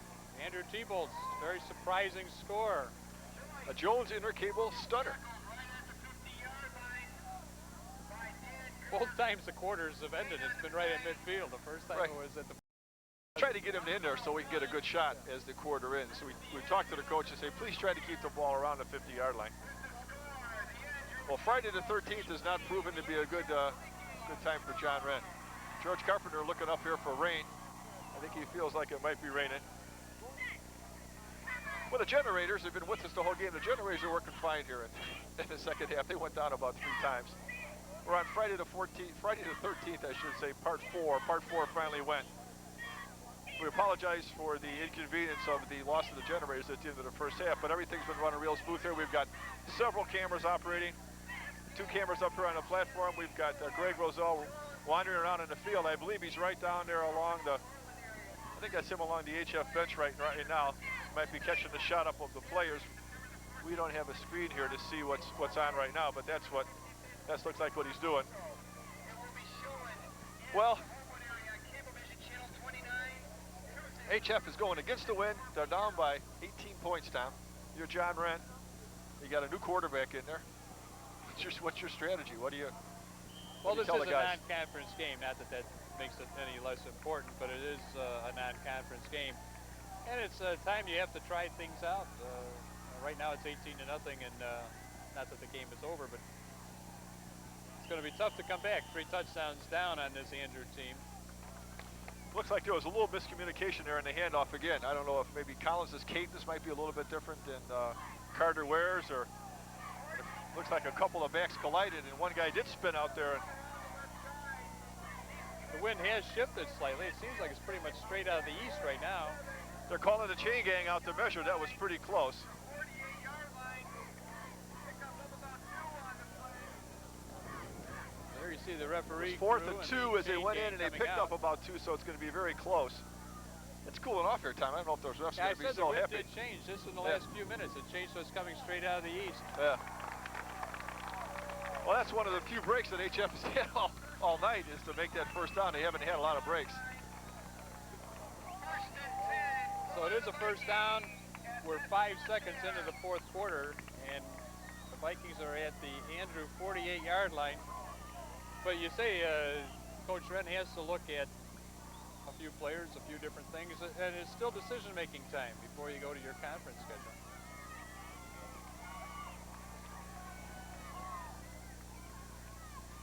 Collins back. Being Pursued pursued by by Straight again, and dumped at about the 44-yard line. Straight pursued him across the field. Scott Miller over there. Ben Kotwika over there. Emmett Kinane over there. But it was Matt Straight who made the play. So that makes it 2nd down and 17. Matt Straight, real good pursuit. Just reading some stuff here I had on HF. Ross Collins is 4th academically in this class. We're down to 1 camera? Okay. Jones, so Jones intercable blimp camera is our only camera. We got a few more technical difficulties here. This is Friday the 13th, and we've said many times to you. Not They only have been jinxed tonight, I'm sure. There's something going on. Jones Cable is having some problems, and so is Coach John Wren and the Vikings. Well, here's those trips receivers, which has been kind of a doomed situation here. You don't want to throw that short pass anymore. That's Collins with a kind of a wobbler out there, intercepted It's by Mike Fahey Fahey. at about the 29-yard line. He's come back up the middle of the field to midfield. About a 22-yard return, and penalty flags are thrown. A lot of grumblings from the HF crowd in front of us here. They're pretty upset with the reform. So now every cornerback or every defensive back except for Brian Ortiz of the starters has an interception. McKibben has 1, Petrick has 1, and Fahey now has 1. Well, that ball was thrown upfield. That was a deep, wobbler. And it was a wobbler, and Yeah. a little past the receiver were intercepted by Mike Fahey. I think it was intended for Courtney Cole. Courtney went up and And a personal foul here on HF brings the ball down to the 35-yard line for the Andrew Thunderbolts. So they have 1st and 10 at the HF 35 with 10:41 to go in the game. well, that's not it's just to be pure frustration. You see your 4th pass intercepted. You're down 18-0. Doesn't look good for you, and somebody's going to lose their temper in that situation. Let's see what Mike O'Neill does. I don't expect him to air it out. This is where the offensive line of Andrew could really take control, and if Andrew can run the ball, they can run an awful lot of time off the clock, Tom. Ed Ramos was there. Well, like I said, when you're talking HF, you're talking Major League linebackers. And Adams there also. Jason Adams, number 58, and Ramos, number 66. And Jason Wallerstedt, don't have a number for Jason, and number 74, Aaron Phillips. It's a down lineman. So White with the option gets about 2 yards off to the left side. What's his number? Do you have Wallerstedt's number? Stop line number 42, Butler. White with the pickup down 44. 44 Wallerstedt. Yeah, those are the three big linebackers for him. Pickup of 3 on the play for White. So 3rd and 6. 6 for the zero.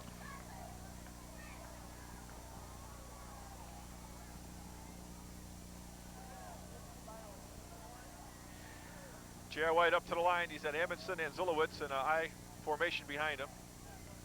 Long cadence. Pitches to Zulowitz. And the pitch loses a yard or two, so it's going to be 4th down and about 9 yards to go. Just under 9 minutes to go here. Score of in the Thunderdome. T-Bolts 18, Vikings 0. Move it into, we used to call it the fjords of the Viking territory, into the fjords. So the ball is at the 31-yard line. 4th down to 6 yards to go. J.R. White quarterbacking the T-Bolts here. Glavin split off to the right. No sense in punting, too far to try a field goal. Might as well try to get the first down. Whoa, whoa! It's almost intercepted, That would have been, which would have lost them about 25 yards. I was just going to say, Coach John Wren says, thank God he dropped that one. But that's an instinct. You teach him all the time to catch the ball. If he catches it, it's about a 25-yard loss. Great camera coverage by the Jones Cable crew. You saw that? So we're back to a 1st and 10 for the Vikings, but time is running out with 8:17 to go in the game at the 31-yard line of HF. So HF's going to be going from your left to your right against the wind. Well, not really against the wind. The wind is more out of the east. It's more like a cross breeze now. The wind is shifted from the north to almost right out of the east. Jim Van Blyman on the offensive line, along with Brian Marcus on the right side here. Hand off to Mike Joyce. So the wind is blowing, if you're looking at your TV, which you are right now, No gain. blowing from you across to the other side of the field to the Andrews stands. That's the way the wind's blowing. That's the east direction here. Jason Bell, Jeff Matthews, and Brian Spears also on the offensive line. Where's Glanville Waiters? That's the question from Gerard in the truck. Where's Glanville Waiters? Where was Granville Waiters when he played for the Bulls? Nobody knew. Remember the end of the Bulls game? Granville. Granville Waiters. What a great name. Ross Collins still in there. There's that little pump fake. Whoa! And that could be a fumble. Matt Strait hit him, and Matt Strait's on the ball. Another Viking turnover. That's the 5th key turnover of the game. He was hit standing up. I'm sure you saw it on TV. The Strait put him down, and all of a sudden, oh my God, there's the ball about 3-4 yards away. And he did a little crab walk over there and jumped on it, beating the Viking to it. Well, Dan Girk is as dominating as Dan Girk was in the first half. Matt Strait has been in the second half. He's run down the quarterback a couple of times. He just had that sack and a fumble recovery. Not to mention the defensive backs of Andrew have had a good game. And some of the Viking faithful are starting to file out. Most of these students, though, the parents are still here. Some of the kids are walking out. Doesn't look good for the HF Vikings right now. Zulowitz. Zulowitz hitting the backfield for a loss of about 2 yards. And Coach Mike O'Neill is just going to try to run as much time as he can here. Try to wind that clock down. Aaron Phillips in there. Jason Adams in there. You'll hear names. Jack Brickhouse. How many people remember Jack Brickhouse? It's probably good that not many people do. I tell my kids about him, they can't believe it. Harry Carey's starting to remind me of Jack Brickhouse right now. Yeah. He misses as much of the action as Jack did in the end. Of course, we do too. We do too. Without spotters and with the angle we get sometimes, we can't always see what's going on. We're trying our best though. Okay. White rolling out, looking to Martin, it looks like. I don't know whether Martin was out of bounds over there or not. Not Martin, it's number 80. Martin signals is at number 80. That's Dan Snell. Yeah, it's Snell. That's the tight end. Now he's signaling a touchdown, and we can't really see. We can't tell from our position where he was. I never saw the referee's hands go up, even to whether it was a completed pass or not. But the ball. Right. Yeah. They're calling it complete down at about the 4-yard line. Called it complete. It looks like he was juggling at those. So he went out of bounds. Goal. Call it the 5. 6 minutes and 12 seconds to go. Way back in the fjords now. Almost ready to punch in about 6:12. Relay in the field while they set the chains, but first down and goal. 15 yards on that pass play. Is he going to go to the bone here, Tom? Looks like he's in the bone. Now. Looks like Fahey's in the backfield, 26. The along with wishbone. Amundsen and Zillowitz, the normal running backs. Give to Zillowitz, I believe. That's Zillowitz off the left side, and he's down to about the 3, and maybe inside the 3.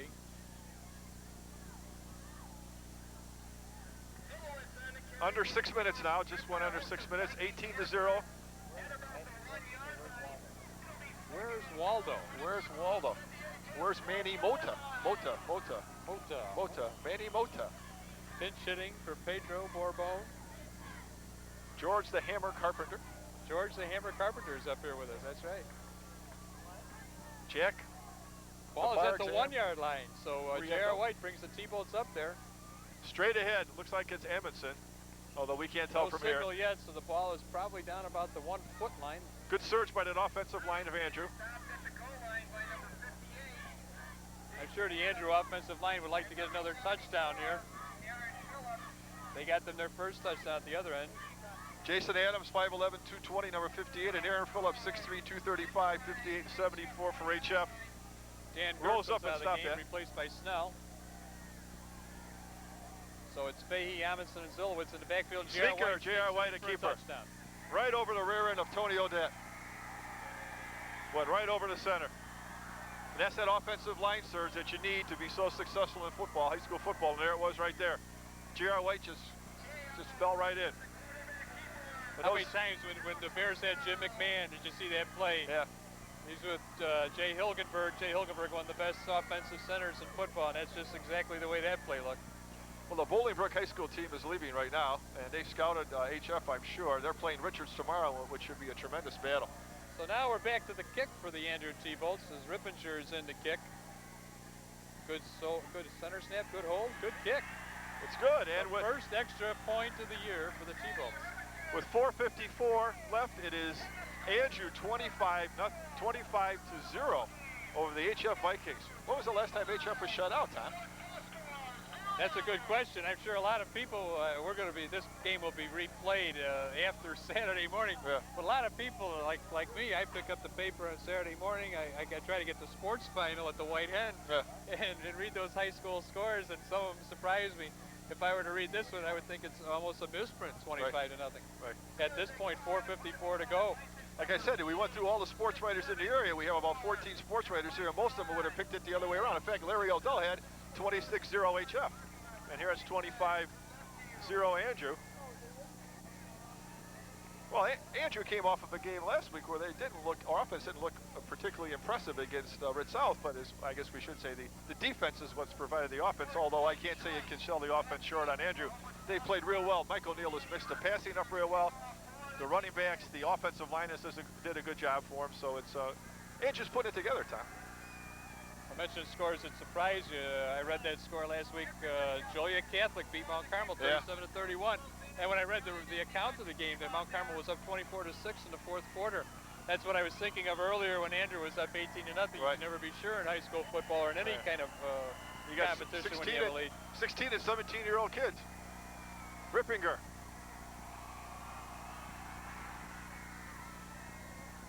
Relatively short kick. Taken by Joyce at the 20, and he returns it up to the 35-yard line. Mike Trish just went airborne on that one. He just dove. Instead of going outside, it looks like he was just trying to dive in there. So we I got just about saw Steve Tannheiser in there on the punt return. I looked at Steve Tannheiser, number 10 out there, and I thought they had brought out a mascot here. He looked so small. He looked at his height and weight, 5'6", 140. Oh. Playing on the special teams here. Let's see who's in here. Collins, I believe, is still in. Little crossing, nice place by. To play at 5'6", 140. And that play is stopped in the back. That's the first time anybody other than Mike Joyce has carried, right? Right, that was Courtney Cole. Ben Cudwica read that one perfectly. Stayed at home, as the football coaches like to say, and made a real nice basic tackle on Courtney Cole. Yeah, that's right. Mike Joyce has made all the carries. I think once maybe Carter Ware might have carried it in the first half as a quarterback when there was nothing else there, but Joyce had been the only running back. So Andrew with deep drops by their defensive backs right now with 3:54 to go and running. Beaver in motion. Collins rolls to his left, looks for a Beaver. McKibben McKibben slams him down at about the 42, 43-yard line. Well, you can't say enough about the Andrew defense tonight, Tom. This is a Given over high-powered. there with Mike Narish, number 47. This is a high-powered offense being shut down here. This is rather shocking and surprising. Well, you got to give an awful lot of credit to Mike O'Neill and his coaching tremendous, staff. tremendous job. You know, they played HF last year, and they knew what to expect. Not that you can stop it, even knowing what to expect, but they were out here well prepared. Mike O'Neill has turned Andrew's football program around completely. When he came in here, they were perennial losers in the SICA West. Actually, for a while, Andrew was in the SICA South. They were in with Bradley, Eatone, and all those schools. Some long bus rides there, Tom. But when they got into the SICA West and they made a few coaching changes here, Coach Mike Walzak in basketball has brought them around. I'm sure Dave DeHaan had a lot to do with that, along with Chris Delaney over here at Andrew. Right. Intended for Beaver, incomplete. Well, he's only got a few starters left from last year. This is almost a whole new Andrew team, so that credit goes to the Southmore coaching staff and his other coaches to bring these guys and install that system. Goes from the freshman, sophomore, junior up to this junior, senior level. You have to believe, and you look over there on the Andrew sideline, you see the number of players over there. You have to say that they believe. Oh yeah, for sure. And the same with HF. You know, HF has had a bad game tonight, but this is one of the finer programs in all of Chicagoland. And John Wren's proved that through the years. He says you're going to have one of these nights, and the Vikings certainly have had one of these nights tonight. About 3 minutes to go. Ross Collins to Canalia. That's only about his, maybe second or third reception there. Brian Ortiz on the coverage. The one he caught on his knees, I remember before here. Rob the Wizard of Paz over there. The Wizard of Paz, the Wiz.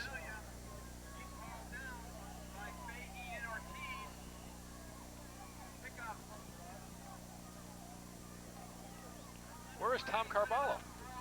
Where is Elvis? We should have left the trail of donuts out. Maybe he would have picked up on the scent. So it's 1st and 10 for the Vikings with 2:52 to go in the game. They're inside Andrew territory at the 49, 48-yard line. Ross Collins, about a 5-step drop.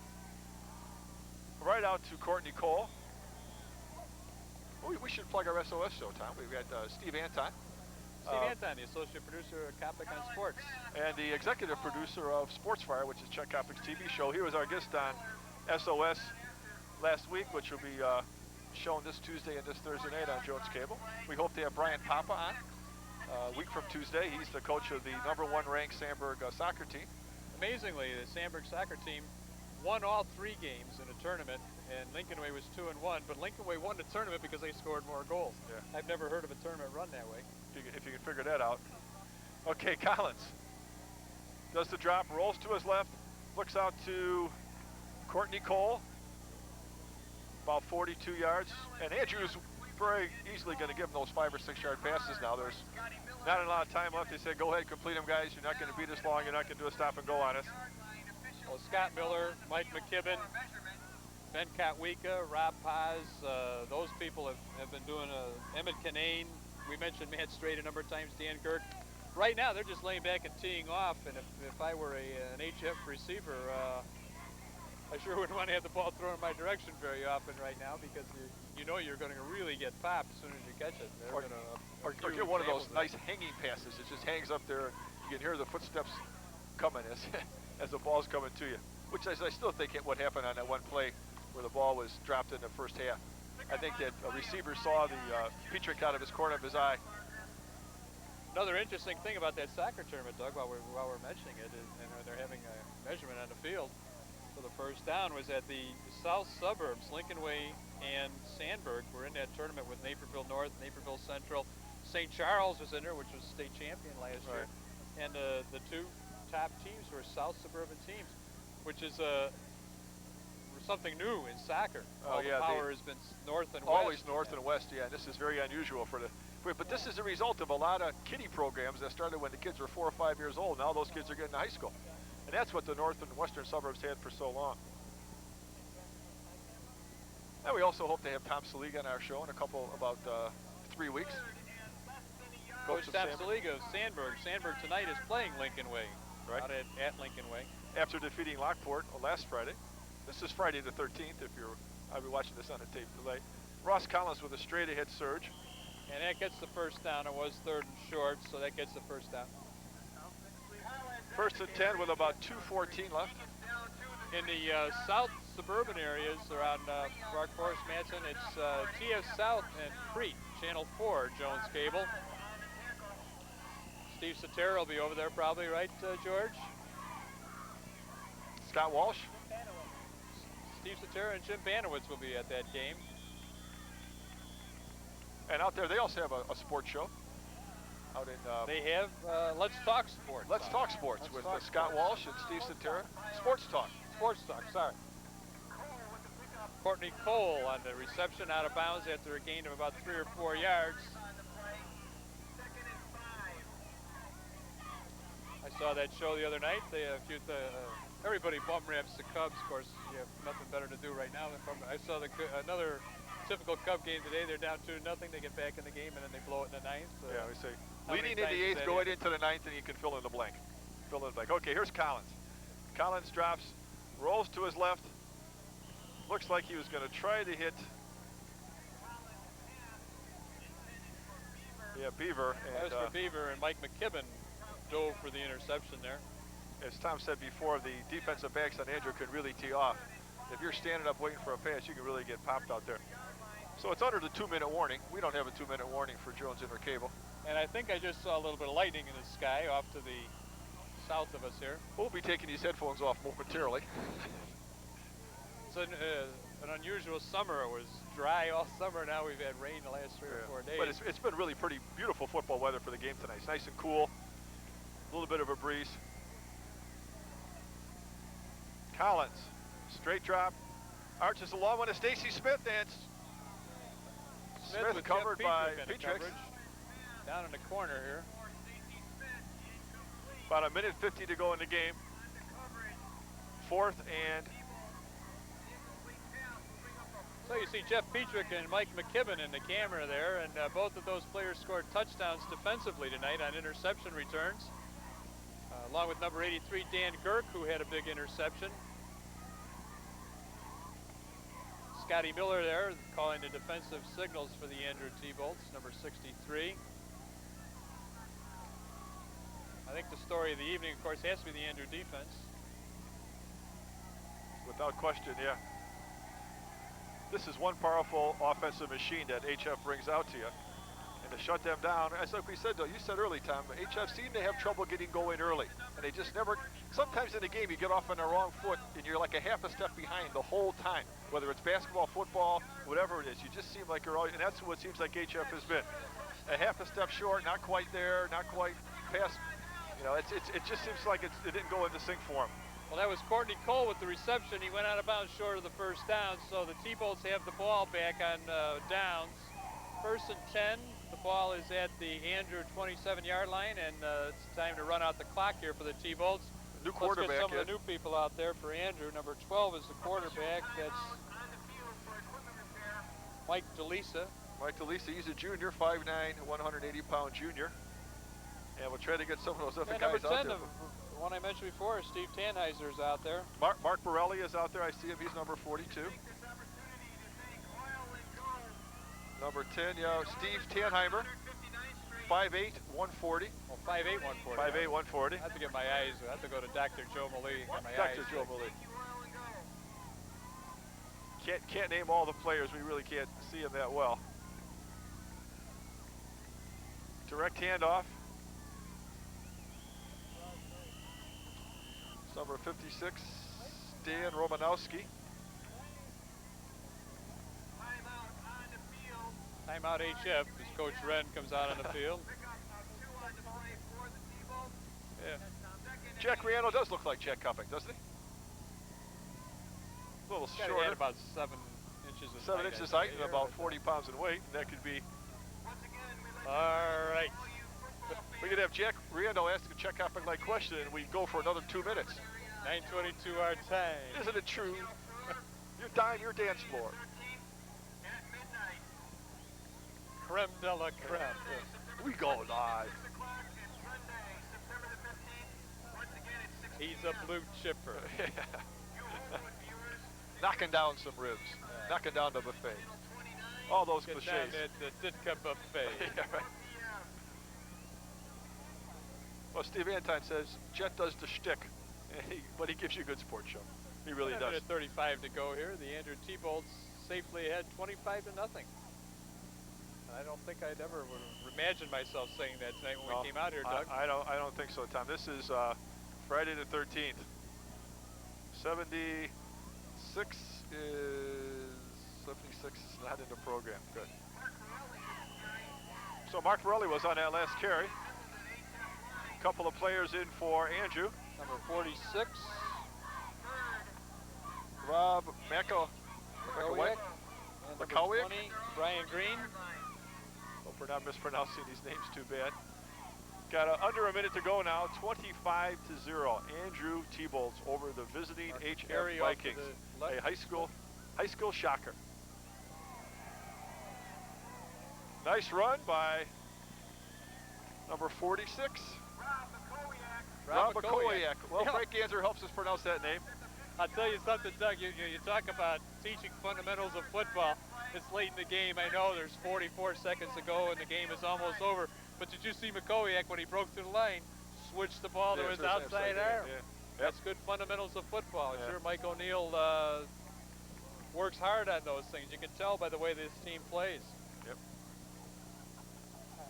We have 28 seconds left. 27, 27, 25, 24. The clock is ticking down.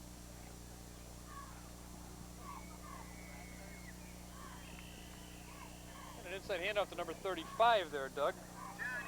John Anderson. He's a 5'9", 168-pound We're running down back. under 10 seconds to go. Unbelievable. What a game. This may be one of Mike O'Neill's biggest victories, I would This think. may be Mike O'Neill's biggest victory. I know the first playoff victory over York High School over here at Andrew Field about, what, 4 years ago maybe? That was a big victory. A number of big victories in Mike O'Neill's career. Mike came here from St. Lawrence High School in Burbank.